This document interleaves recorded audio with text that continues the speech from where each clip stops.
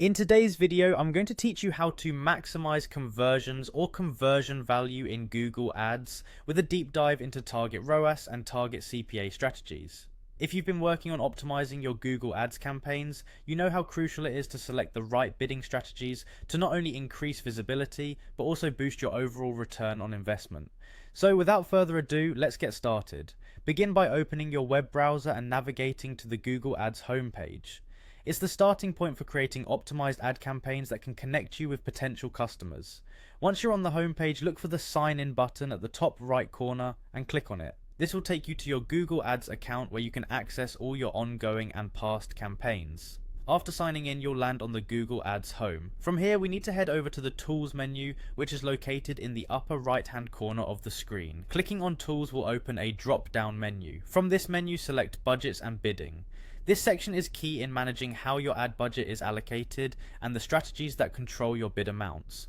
Once in the Budgets and Bidding section, direct your attention to the Bid Strategies link and click on it.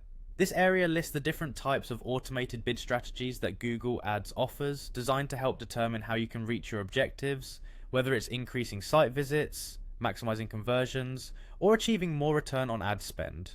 Now, let's focus on creating a new strategy. Click on the New Portfolio Bid Strategy button. This allows you to manage bidding across multiple campaigns or ad groups together. It's particularly beneficial if you have diverse campaigns with shared goals and budgets.